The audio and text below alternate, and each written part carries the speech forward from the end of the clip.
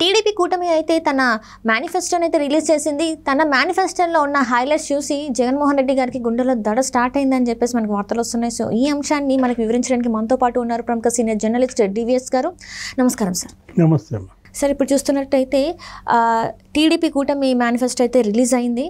So దీంట్లో చాలా వరకు కొన్ని పాయింట్స్ అంటే హైలైట్ అవుతున్న పాయింట్స్ చూసి జగన్మోహన్ రెడ్డి గారి గుండెల్లో దడ స్టార్ట్ అయిందని చెప్పేసి మనకు వార్తలు వస్తున్నాయి. సో ఆ హైలైట్ పాయింట్స్ ఏంటి సార్? అసలు జగన్మోహన్ రెడ్డి గుండెల్లో దడ అనగానే జగన్మోహన్ రెడ్డిలో ఓటమి కొట్టొచ్చినట్లుగా కనపడతాను.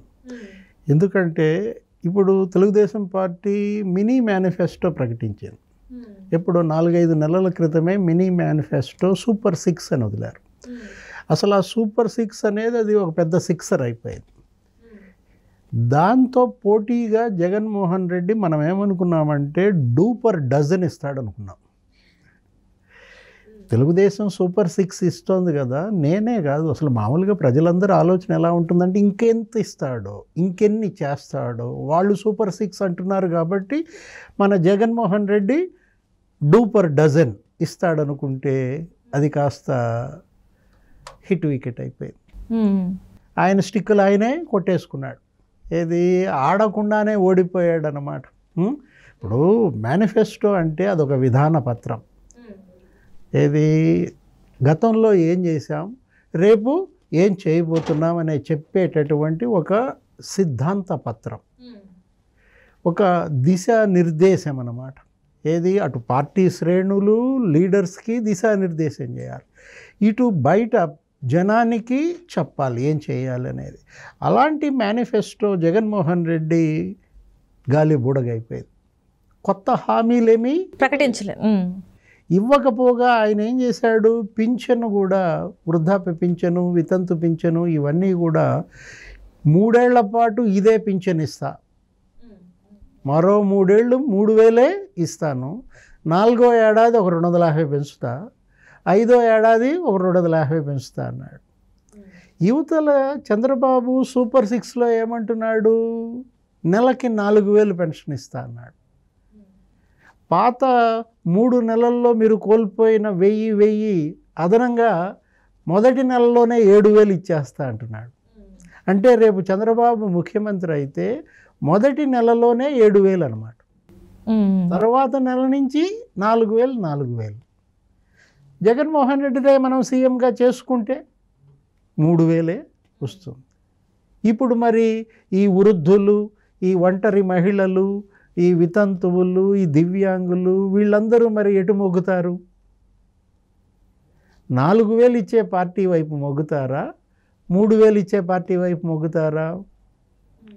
అంటే తెలుగుదేశం భాషలో చెప్పాలంటే విజనరీ మేనిఫెస్టో చంద్రబాబు ఇస్తే ప్రిజనరీ మేనిఫెస్టో జగన్ ఇచ్చినట్ల. జగన్ ఎందుకు ఇంత మొండిగా వ్యవహరించాడో అర్థం కాలేదు. అంటే అతను చేస్తానన్నాడు కాబట్టి నేను చేయనా అంటే తను ఎప్పుడు రివర్స్లో వెళ్తాడు కదా. ఏమంటే తెడ్డమా, వాళ్ళు సూపర్ 6 చేస్తామన్నాం కాబట్టి నేను అసలు ఏమీ చెయ్యనన్నా. ఇప్పుడు ఆయన ఉచిత సిలిండర్లు 3 ఇస్తానన్నాడు సూపర్ 6లో.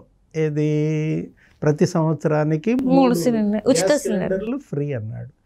మనమేమనుకున్నాం, జగన్మోహన్ రెడ్డి 4 ఇస్తాడేమో, 5 ఇస్తాడేమో అనుకున్నాము. అసలు కనీసం 4-5 దేవుడెరుగు. ఆయన ఇస్తానన్న 3 అన్నా నువ్వు ఇస్తానని చెప్పాలి కదా. అది ఏది లేదు. జగన్మోహన్ రెడ్డి మేనిఫెస్టో గాలి బుడగ అన్నది అందుకే. అదొక మూర్ఖపు మేనిఫెస్టోగా కనపడింది తప్ప ఈ పోటీని తట్టుకునే మేనిఫెస్టోగా లేదు. అందుకే లోకేష్ గారు కూడా ఇదే మాట అన్నారు, ఏంటంటే అది మేనిఫెస్టో లాగా లేదు, జగన్మోహన్ రెడ్డి గారి రాజీనామా లేఖలాగా ఉంది అని చెప్పేసి అన్నారు.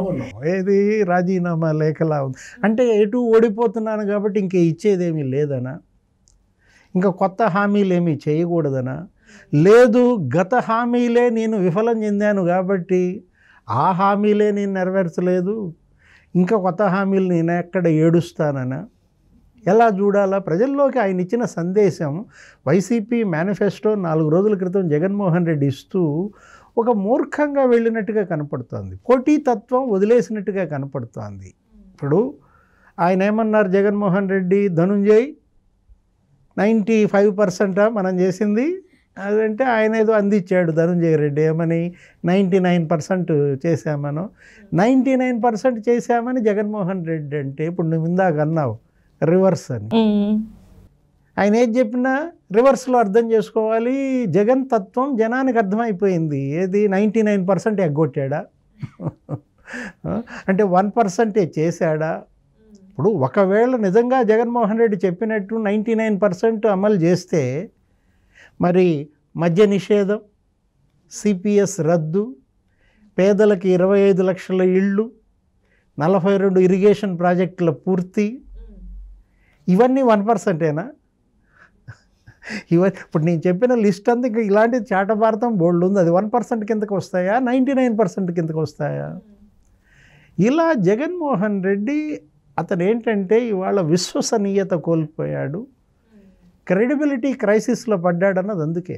అంటే ఇక్కడ ఒక మాట కూడా మాట్లాడుతున్నారు వైసీపీ నేతలు ఏంటంటే, మేము ఏదైతే చేస్తామో వాస్తవంలో అంటే రాష్ట్రంలో ఏదైతే ఉందో అదే చేస్తాం కాబట్టి మేము నిజాయితీగా ఈ మేనిఫెస్టోని రిలీజ్ చేసాము, కానీ పక్క పార్టీలు అలా కాదు లేనిదిగా చూపెడుతున్నారు అని చెప్పేసి అంటున్నారు. మరి దీన్ని ఎలా చూడాలి సార్? ఏది వాస్తవం?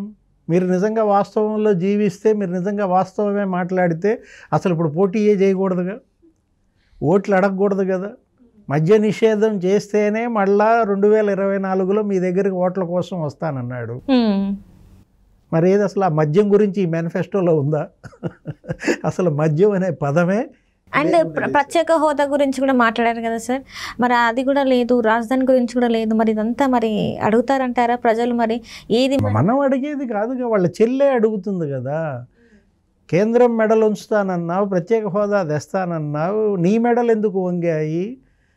ఇప్పుడు బీజేపీ చేతిలో ఉంది రిమోట్ అంది. ఇప్పుడు ఇవాళ షర్మిల ఇవాళ మాట్లాడుతూ ఆయన ఏమన్నాడు, కాంగ్రెస్ పార్టీ రిమోట్ ఏదో తెలుగుదేశం చేతిలో ఉందంటే వెంటనే దానికి ఏదో సెటైర్ వేసింది. ఏమని? కాంగ్రెస్ రిమోట్ చంద్రబాబు చేతిలో లేదు, నీ రిమోటు 2 బీ చేతిలో ఉన్నది, B2 చేతిలో ఉంది, ఒకటి బీజేపీ చేతిలో, ఇంకోటి భారతీ చేతిలో అని భారతీ పేరు ఎత్తకుండా వీళ్ళని చెప్పింది 2B అంది. ఎవరు? జగన్ రిమోట్ ఇవాళ B2లో ఉందన్నమాట. ఇప్పుడు మేనిఫెస్టో విషయానికి వస్తే మనం చంద్రబాబు మహిళలకు ఆర్టీసీలో ఉచిత ప్రయాణం అన్నాడు. జగన్మోహన్ రెడ్డి కూడా చేస్తాడు అనుకున్నాం. ఏది? మహిళలకు ఆర్టీసీలో ఉచిత బస్సు ప్రయాణం. ఒకవైపు కర్ణాటకలో అమలవుతోంది, మరోవైపు తమిళనాడులో అమలవుతోంది. అసలు రేవంత్ రెడ్డి తెలంగాణలో అమలు చేస్తున్నాడు. ఎప్పుడైతే రేవంత్ రెడ్డి తెలంగాణలో ఉచిత ఆర్టీసీ బస్సు ప్రయాణం మహిళలకి సక్సెస్ అయిందో, కేసీఆర్ ఓడిపోయాడో, రేవంత్ దాన్ని ఇంప్లిమెంట్ చేస్తున్నాడో, అప్పుడే జగన్మోహన్ రెడ్డి ప్రభుత్వం జీవో ఏదో విడుదల చేసింది అనుకున్నాం. మీడియాలో కూడా వచ్చింది. ఏది? ముందే ఉచిత బస్సు ప్రయాణం ఇచ్చేస్తున్నాడు, చంద్రబాబు ఏదో సూపర్ 6లో పెట్టినా జగన్ ముందే చేసేస్తున్నాడు, ఇవాళ జీవో వస్తుంది, రేపు జీవో వస్తుందని మనం మీడియాలో చూసాం. అట్లాంటిది ఆ జీవో సంగతి దేవుడు ఎరుగు, ఇంప్లిమెంటు చేయలేదు, ఈ మేనిఫెస్టోలోనూ పెట్టలేదు. మరి మహిళలు ఎటు మొగ్గుతారు? ఉచిత బస్సు ప్రయాణం ఇవ్వని జగన్ పార్టీకి వేస్తారా? ఉచిత బస్సు ప్రయాణం ఇస్తున్నటువంటి తెలుగుదేశం, జనసేన, బీజేపీకి ఓటేస్తారా మహిళలు? ఎందుకంటే ఆర్టీసీలో ఉచిత బస్సు ప్రయాణం వల్ల ప్రతి నెల వర్కింగ్ ఉమెన్ 750,000 రూపాయలు లాభం. 750,000 రూపాయలు ఇవాళ బెనిఫిట్. అటు తమిళనాడులో, కర్ణాటకలో మహిళలు. జగన్ ముఖ్యమంత్రి అయితే రాదు, చంద్రబాబు ముఖ్యమంత్రి అయితే వస్తుంది. ఎటు మొగ్గుతారు? ఇప్పుడు అదే కాదు, ఇవాళ ఇచ్చినటువంటి ఈ మేనిఫెస్టోలో, ఎన్డీఏ ఇచ్చినటువంటి మేనిఫెస్టోలో స్పష్టంగా చెప్పారు 20 లక్షల ఉద్యోగాలు కల్పిస్తాం 5 ఏళ్లలో, ఏడాదికి 4 లక్షల ఉద్యోగాలు చొప్పున యువతకు, పారిపోయిన కంపెనీలన్నీ మళ్ళీ రప్పిస్తాం, కొత్త కంపెనీలు నెలకొల్పుతాం, పరిశ్రమలు స్థాపించేలా చేస్తాం, ఇటు గవర్నమెంట్లో ఉద్యోగాలు భర్తీ చేస్తామంటూ ఏడాదికి 4 లక్షల ఉద్యోగాలు, 5 ఏళ్లలో 20 లక్షల ఉద్యోగాలు. యువత వదులుకుంటుందా? ఇవాళ ఆంధ్రప్రదేశ్లో నిరుద్యోగం దేశం మొత్తం 14% ఉంటే ఆంధ్రప్రదేశ్లో 24% ఉందట. అంటే 10% ఎక్కువ. 30 లక్షల మంది నిరుద్యోగులు ఉన్నారు ఆంధ్రప్రదేశ్లో. ఎంప్లాయ్మెంట్ ఎక్స్చేంజ్లో వెయిట్ చేస్తున్నటువంటి వాళ్ళు ఇప్పుడు పట్టభద్రుల్లో నిరుద్యోగిత 30% ఉందంట, గ్రాడ్యుయేట్స్ అన్ఎంప్లాయ్మెంట్. మరి ఉద్యోగాల కల్పన చేస్తా 20 లక్షల ఉద్యోగాలు ఇస్తా అన్నటువంటి చంద్రబాబు వైపు యువత మొగ్గుతుందా? కంపెనీలు తరిమేసి పరిశ్రమలన్నీ వెళ్ళిపోతే మేమే పంపించేసామని చెప్పినటువంటి జగన్మోహన్ రెడ్డి వైపు యువత మొగ్గుతుందా? యువతలో ఇవాళ అశాంతి, ఉద్యోగాలు లేక ఇవాళ వలసలు పోతున్న దీంట్లో. అదే కాదు, రైతులు చూడు, రైతులు Jaganmohan Reddy manifesto 4 days back ఏమని చెప్పాడు? మొన్నటి నేను 13,500 ఇస్తున్నాను, ఇప్పుడు ఇంకో 2,500 కలిపి 16,000 ఇస్తా అన్నాడు. రైతు భరోసా అది కూడా ఏది కేంద్రం ఇచ్చేది కలిపి. దానికి కూడా మోసం చేశాడు, 30,000 కోట్లు ఎగ్గొట్టాడు ఎవరికి? రైతులకి 5 ఏళ్లలో. ఇప్పుడు ఇచ్చిన ఈ రైతు భరోసా హామీ కూడా రైతులకి ఏమైనా బిచ్చం వేస్తున్నాడా? 2,500 నువ్వు పెంచేది. అదే చంద్రబాబు సూపర్ 6 ఆ మినీ మేనిఫెస్టో ఇవాళ ఎన్డీఏ మేనిఫెస్టో ఎంత అంటోంది? 20,000 అంట. మరి రైతులు ఎటు మొగ్గుతారు? 20,000 ఇచ్చేటటువంటి తెలుగుదేశం, జనసేన, బీజేపీ వైపు మొగ్గుతారా? 16,000 ఇస్తానన్న జగన్కి ఓటేస్తారా? అంటే అటు రైతుల్లో, ఇటు మహిళల్లో, నెక్స్ట్ ఈ యువతలో 3 సెక్షన్స్ ఆఫ్ పీపుల్ ఇవాళ ఏ మేనిఫెస్టో వైపు ఆకర్షితులవుతారు? ఇప్పుడు రైతులకి, మహిళలకి, యువతకి అన్నీ ఆకర్షక పథకాలు పెట్టినటువంటి సూపర్ 6, ఆ తర్వాత పవన్ కళ్యాణ్ ఏదో షణ్ముఖ వ్యూహం అన్నాడు, ఇవాళ ఎన్డీఏ మేనిఫెస్టో ప్రజలను ఆకర్షిస్తాం. ఇప్పుడు ఎవరైనా ఏదైనా ఏం కోరుకుంటారమ్మా? నిన్న నువ్వేం పెట్టావన్నది కాదుగా, రేపేం పెడతావు నువ్వు మాకు, ఎల్లుండేం పెడతావు నువ్వు పెట్టాల్సిన స్థానంలో నువ్వు ఉన్నావు, నువ్వు ప్రభుత్వం నీ చేతుల్లో ఉంది, పెట్టేది నీ డబ్బు కాదుగా, నీ ఇంట్లో సొమ్ము పెడుతున్నావా? జగన్మోహన్ రెడ్డి లోటస్ పాండ్లో తీస్తున్నాడా, తాడేపల్లి ప్యాలెస్లో తీస్తున్నాడా, బెంగళూరు ప్యాలెస్లో తీస్తున్నాడా, ఇడుపులపాయ ఎస్టేట్లో తీస్తున్నాడా? చంద్రబాబు ఆయన సొమ్ము కాదు కదా పెట్టేది, పవన్ కళ్యాణ్ ఆయన సొమ్ము కాదు కదా పెట్టేది, ప్రభుత్వ సొమ్ము. ప్రభుత్వ సొమ్ము ప్రజలకు ఇవ్వటంలో కూడా జగన్మోహన్ రెడ్డికి చేతులు రాకపోతే అదేమంటే నేను 130 సార్లు బటన్ నొక్కానంటాడు. డీబీటీలో ఈయన స్థానం 19, డీబీటీలో 19వ స్థానం అంటే ఈయన కన్నా 18 మంది సీఎంలు ఇంకెక్కువ బటన్లు నొక్కారు.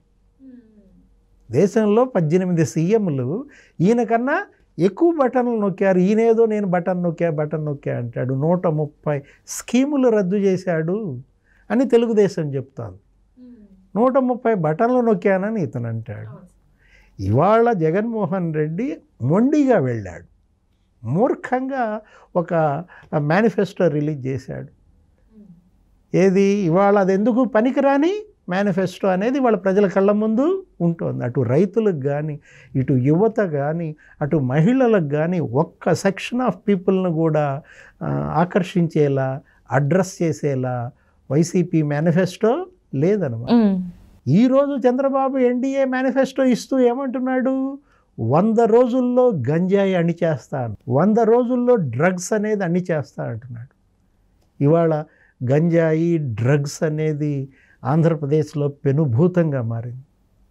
మనం చూసాం, విజయవాడకి ముందర పోర్ట్లో గుజరాత్లో పట్టుకున్నారు, 25,000 కోట్ల విలువైన డ్రగ్స్ విజయవాడ అంటున్నారు, ద్వారంపూడి అంటున్నారు. కాకినాడ నేపథ్యంలో ఆయన ఏదో అక్కడ ఉన్న ఎమ్మెల్యే గంజాయి డాన్ అని, అనంతబాబు దీని వెనుకున్నాడని, ఇలా అనేక రకాల కథనాలు మీడియాలో వస్తున్న దీంట్లో గంజాయి ఆంధ్రప్రదేశ్గా మారిపోయింది. 25,000 ఎకరాల్లో గంజాయి సాగు చేస్తున్నారంట. దాని ఖరీదు 25,000 కోట్లంట. సంవత్సరానికి ఆంధ్రప్రదేశ్లో పండించే గంజాయి యొక్క ఖరీదు 25,000 కోట్లంట. ఇట్లా గంజాయి సీఎం ఇంటి పక్కన కూడా గంజాయి అమ్ముతున్నారంటే ఇవాళ గంజాయి అనేది పెనుభూతంగా మారిన పరిస్థితిలో, యువతని పెడతోవ పడుతున్నటువంటి పరిస్థితుల్లో రౌడీలు, గుండాలు చెలరేగిపోతున్నారు.